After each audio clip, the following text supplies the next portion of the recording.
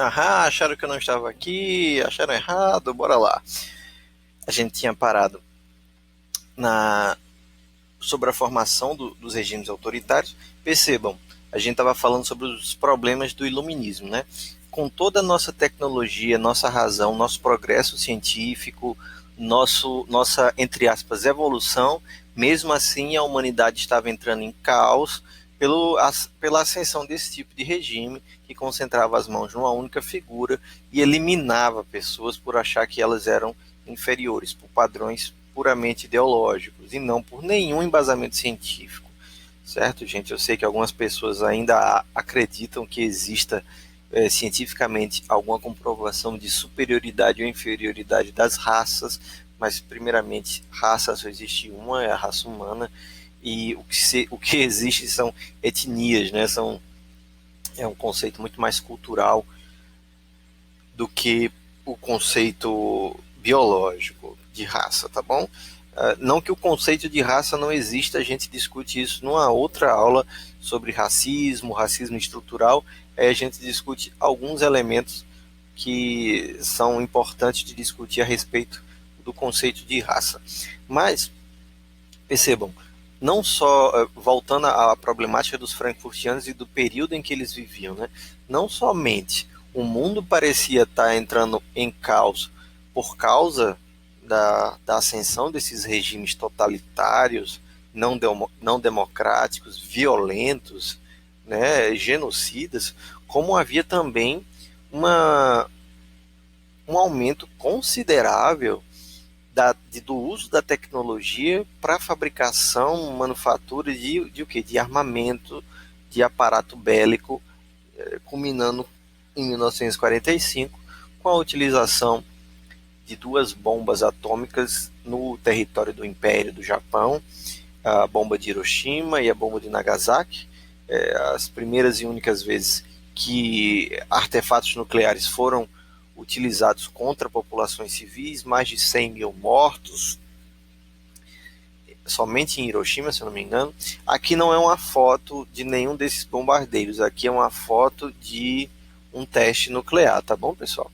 Mas utilizei essa imagem simplesmente para a gente pensar como que a humanidade utilizou todo esse progresso científico, toda essa razão, toda essa ciência para produzir algo que pode, sem muitas delongas, né, sem muita papas na língua, destruir toda a humanidade. Hoje, não só hoje, como no passado, a humanidade já teve um arsenal nuclear totalmente capaz de extinguir a vida na Terra, pelo menos a vida humana com certeza, né? A vida microbiana e outros elementos poderiam escapar tranquilamente desse processo. Mas toda essa tecnologia utilizada para o quê? Com qual objetivo? Com qual destino? Destruir inimigos, né? Então, a preocupação aqui gritante dos frankfurtianos é: para onde vamos? Qual, a que caminho isso vai nos levar? Lembrando, né, depois da Segunda Guerra Mundial, a gente tem o que? O aparecimento da Guerra Fria, né? Um conflito indireto entre duas potências com armamento bélico, que só não aconteceu um conflito direto pela ameaça de destruição mútua. Americanos e soviéticos só não dispararam suas bombas nucleares porque, ao passo que um dispara suas bombas, o outro dispara as dele e os dois, né, acabam desaparecendo da Terra e levando o planeta junto. O que acabou ocasionando uma série de conflitos indiretos no Vietnã, na Coreia, enfim, vários outros países, Afeganistão, inclusive. Não é à toa que as Coreias se existe hoje uma Coreia do Sul e uma Coreia do Norte, é uma herança da Guerra Fria. Uma parte do país foi conquistado pelos soviéticos, outro capturado a influência pelos americanos. E nesse conflito indireto, o que seria esse conflito indireto, professor? É quando potências mundiais não podem entrar em guerra, porém eles colocam outros atores menores para brigar por eles, certo? A União Soviética e os Estados Unidos não podem entrar em conflito direto, mas eu posso apoiar alguém, você apoia outro, eles brigam por nós para ver até onde vai a nossa influência. A guerra da Coreia foi assim, a guerra do Vietnã foi assim, a guerra do Afeganistão, a invasão soviética ao Afeganistão foi assim, e a depender da região, o conflito resultou em vitória soviética ou em vitória americana. Lembrando que as Coreias, tanto Coreia do Norte quanto Coreia do Sul, estão em guerra até hoje, né? O paralelo que divide as nações, ele é um local de cessar-fogo. Né? As negociações de paz nunca foram completamente feitas a ponto de haver uma paz ou uma reunificação das duas Coreias. Vamos ver se com outras movimentações a gente vê a Coreia do Norte e a Coreia do Sul retornando a ser um país só. Mas ainda acho que esse processo vai demorar bastante e a gente discute esses assuntos de política internacional depois, tá bom? Então, os pensadores da escola de Frankfurt, eles acreditavam que a ideia de avanço não pode estar dissociada do aparecimento de novas sujeições, ao passo que ao mesmo tempo que nós nos libertamos de vários elementos quando utilizamos razão, ciência e progresso científico, aparecem outros tipos de dominação, de desigualdade, de poder que causam uma espécie de sujeição da humanidade. Um exemplo desse tipo de problema seria a criação do que o Adorno e o Horkheim chamam de indústria cultural. Né? Esse conceito visa fazer o quê? Visa designar a situação da arte no mundo capitalista. A autonomia e poder crítico das obras artísticas deveriam ser sua oposição à sociedade. O que isso quer dizer, professor? Quer dizer que a arte normalmente é pensada para chocar, para incomodar, para causar algum impacto que resulte numa diferença no campo social, certo? A arte está ali para mexer, para você olhar e ficar abatido, feliz, contemplado, mas que algo mude em você. Segundo Adorno e Horkheim, a arte teria que ter esse papel disruptivo. No entanto, o valor contestatório dessas obras poderia não mais ser possível, já que aconteceu o quê? Já que provou ser facilmente assimilável pelo mundo comercial. Ou seja, a arte deixou de ser um elemento de nicho, na verdade, a arte deixou de ser um elemento de alguns locais restritos para se tornar uma mercadoria. A arte se transforma em mercadoria. A literatura se transforma num produto. O cinema se transforma num produto. A música se transforma num produto. A indústria cultural procura o quê? Padronizar e homogeneizar os produtos para que possam ser consumidos pela maioria das pessoas. Tudo deve seguir um padrão pré-definido para consumo. Vamos observar quando é que isso acontece. Quando a gente escuta uma música do carnaval, que tem sempre os mesmos hits, os mesmos tons, as mesmas notas. Quando vocês vão no cinema assistir um filme da Marvel, se vocês assistirem todos os filmes da Marvel, dos super-heróis, dos Vingadores, enfim, vocês vão perceber que os filmes seguem uma fórmula. Existe uma fórmula presente naquele cinema, feito para poder agradar o maior número de pessoas, dos mais velhos aos mais novos, para que aquele filme consiga ser assistido pelo maior número de pessoas e assim retorne mais dinheiro. Então, o filme não vai ser disruptivo, o filme não vai chocar, o filme não vai causar um grande impacto no sentido das pessoas saírem transformadas dali. Não, ele vai fazer o mesmo que vários outros filmes já fizeram, talvez de uma maneira um pouco diferente, com efeitos mais sofisticados, efeitos visuais mais sofisticados, mas ele segue um roteiro que é feito pensando no impacto lucrativo daquele tipo de produto. O mesmo acontece, por exemplo, com o seriado da Netflix. O seriado da Netflix ele é feito segundo algoritmos, né? Ele segue normas de algoritmos a depender do que o público quer ver, do que ele não quer, do que ele gosta que aconteça, do que ele não gosta. É feito aquele produto ali e se exclui então o caráter artístico da própria coisa, né? O negócio se torna um produto. Então a música, ela não precisa ser uma música nova, revolucionária. Ela precisa atender aqueles padrões que todo mundo vai gostar, né? É o Lepo-Lepo, que a gente teve há muito tempo atrás no Carnaval, enfim, eu não vou conseguir lembrar de músicas de Carnaval agora, porque não é muito a minha especialidade, eu acho que vocês já perceberam. Mas o que eu estou querendo dizer é que são as mesmas coisas, repetidas ad eternum. Não são assim as novelas, gente? As novelas mais em horário mais cedo são sempre novelas mais bem-humoradas e mais leves, que é para poder pegar um público, né, mais jovem, mais velho, misturado. A novela das 7 das 8 é uma novela intermediária, que já traz alguns temas, outros não. A novela das 9, devido ao horário, sempre carrega alguns temas mais pesados, mais polêmicos, e é sempre assim, segue um roteiro há décadas. E é o roteiro que dá certo, é o roteiro que chega mais próximo das pessoas, no maior número de gente. Essas pessoas vão assistir a novela. Se elas assistem a novela, elas consomem os comerciais, elas consomem a publicidade, que é isso que paga a novela, querendo ou não, né? Então, perceba, a arte não é feita pela arte, a arte não é feita pela admiração, a arte não é feita para poder causar impacto, seja positivo ou negativo. A arte é um produto feito para ser utilizado e logo em seguida descartado. Tal qual o celular que você comprou e que depois de um tempo se torna descartável e você quer outro, né? É por isso que às vezes quando a gente pega um livro de literatura braba mesmo, um cinema de arte, a gente acha muito difícil de assistir ou muito difícil de ler. Né? Quando a gente pega um livro do Dostoiévski, quando a gente pega um livro do Balzac, quando a gente pega uma obra científica, uma obra de teoria psicológica, por exemplo, vocês estão lá no auge na aula de vocês, vocês vão ver Lacan, e vocês vão dizer, meu Deus, que coisa difícil, por que isso é tão difícil? Porque vocês nunca viram aquilo antes, aquilo ali quebra padrões diante de você, aquilo ali exige uma participação. Normalmente esses filmes, essas séries, essas novelas não exigem muito da gente, a gente é totalmente passivo, a gente assiste do começo ao fim e pronto, não teve nenhum esforço, não teve nada. Mas não, essas outras obras, elas exigem coesão, elas exigem participação, elas exigem empenho da gente, e é por isso que às vezes a gente fala, meu Deus, eu não presto para isso, não vou nem assistir porque eu não estou com cabeça para isso.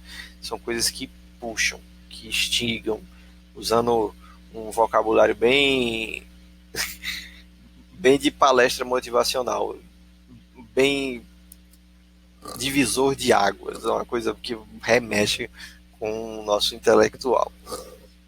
Então percebam, essa indústria cultural ela tem o objetivo de padronizar e homogeneizar todas as manifestações artísticas para seguir um padrão pré-definido para o consumo, e ela pode ainda ter a função no processo de reprodução ideológica de um sistema reorientação de massas e imposição de comportamento.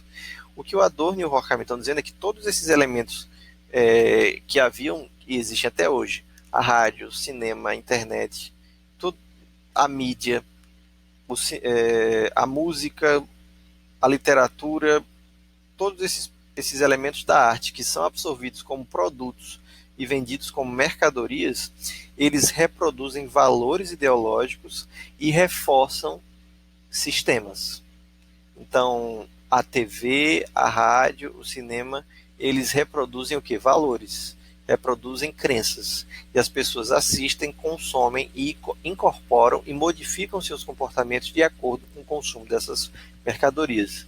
Então, tá lá o Adorno e o Horkheimer defendendo essa tese em 1944, coisa que ninguém nunca tinha defendido, de que nós somos influenciados e algumas vezes nosso comportamento é muito controlado por esses elementos culturais sem que nós saibamos, de forma inconsciente. Okay? Como é que a gente vai separar o conceito de indústria cultural para poder entendê-lo melhor? Primeiramente, haveria o que o Adorno e o Horkheimer chamam de uma divisão entre culturas. A alta cultura e a cultura popular. O que seria cada uma delas? A alta cultura seria proveniente dos intelectuais e artistas de vanguarda, ligados a universidades, escolas e escolas de belas artes. Normalmente esse tipo de alta cultura está relacionado a um meio muito elitista. Já a cultura popular seria formada pelas festas, lendas, narrativas, mitos e interpretações simbólicas feitas pelo povo. Muitas vezes o quê? Desprovidos de instrução formal, ou seja, essas pessoas que produziam essas narrativas, essas lendas, essas festas, elas não tinham uma instrução formal, não faziam parte das academias, das universidades, mas nem por isso essa arte era menos criativa, menos impactante, menos importante, ok? Com a indústria cultural, alta cultura e cultura popular se apagam. As duas desaparecem, dando lugar a uma cultura transformada em mercadoria, de massa, padronizada, com fórmulas prontas. A cultura de massa é o quê? Ela é imediatista, temporária, descartável, logo esquecida. É uma cultura que não está aí para ficar. São que nem os nossos memes. Os nossos memes vêm, viralizam, 1 milhão de pessoas, 3 bilhões de pessoas compartilham, e no segundo seguinte ele já é datado. É assim? Você pega um meme, manda para alguém, ó, tu já viu esse meme? A pessoa fala, mulher, isso aí tá velho. E tipo, faz uma semana. Mas, em tempos de internet, é velho. Não é verdade? Então a gente tem um debate entre a arte e a técnica. É um dilema entre o valor da arte original, preciosa pela exclusividade, e a obra de arte reproduzida pela técnica e replicada muitas vezes e vulgarizada, né? A gente tem uma imagem enquanto mercadoria. Se por um lado a gente tem um quadro que foi pintado por um artista e que ele é único, original e exclusivo, porém elitista, né? Ele só é acessível a poucas pessoas. Na indústria cultural, a gente tem essa pintura, esse quadro espalhado para todo mundo ver, quem quiser ver está aí para ver, porém, ele é esvaziado de sentido, ele se torna uma peça descartável, as pessoas simplesmente o imprimem e o replicam sem nem saber o porquê, a imagem vira uma mercadoria. Essa a problemática que o Walter Benjamin vai trabalhar nesse livro, A Obra de Arte, na era de sua reprodutibilidade técnica. Também recomendo a leitura, tá bom, pessoal? Muitas empresas prezam mais pela marca do que pela mercadoria em si. O mesmo vale para os consumidores, não é verdade? Cria-se o quê? Uma aura fantasmagórica que pertence ao produto ou que a ele é associada. A mercadoria deve atender ao desejo, alimentando a concepção freudiana do próprio desejo, ou seja, o Adorno e o Horkheim vão dizer que essa mercadoria vai de encontro à concepção de desejo que Freud define como falta. Desejo é falta, a gente só pode desejar aquilo que nós não temos. Ok, pessoal? Eu também não vou me adentrar em conceitos freudianos porque não é da minha estirpe. Aqui a gente tem algumas das obras que eu considero mais relevantes do Adorno, que duas delas traduzidas para o português, e uma delas só foi recentemente traduzida para o português, mas eu não sei se já está disponível, faz parte dessa coleção aqui, editora Unesp. A primeira delas é Ensaio sobre Psicologia Social e Psicanálise, do Adorno. Ele faz uma mescla de estudos de sociologia, psicologia social e influência freudiana. Em segundo lugar, a gente tem o livro As Estrelas Descem à Terra, que é um estudo sobre a coluna de astrologia de Los Angeles, um estudo sobre a superstição secundária. O Adorno vai fazer um estudo sobre por que os signos, os horóscopos, por que isso faz sucesso, por que as pessoas olham para isso. Esse livro também tem em PDF. E a personalidade autoritária é um estudo do Adorno, brilhante esse estudo, inclusive, que é exatamente tentando entender como que o autoritarismo se desenvolve, como é que ele entra na pessoa, como é que ele se replica, bastante interessante. Do Marcuse, eu recomendo O Homem Unidimensional, que é exatamente uma tese ousada sobre como que a ideologia continua existindo em tempos de capitalismo tardio, e também recomendo Eros e Civilização, uma interpretação filosófica do pensamento de Freud, polêmico demais, tá certo? Não há consenso entre os psicanalistas a respeito dessa interpretação. Eu deixo para vocês essa leitura, porque é uma leitura pesada, porém ela polemiza vários conceitos freudianos que mais tarde serão considerados problemáticos ou mesmo serão abandonados por algumas correntes da psicanálise. Ou, a depender da escola, bastante reforçados, tá bom, pessoal?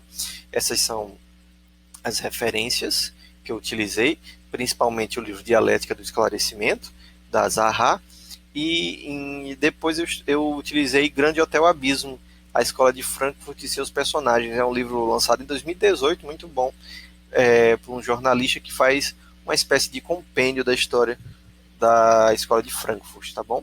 Grande Hotel Abismo é um conceito que era uma crítica aos frankfurtianos, mas também não cabe aqui eu dizer isso. Eu espero que vocês tenham gostado da aula, espero que vocês vejam o material extra que eu coloquei, tirem dúvidas no fórum, qualquer coisa eu estou aqui. Um abração, boa quarentena, fiquem em casa e um abraço.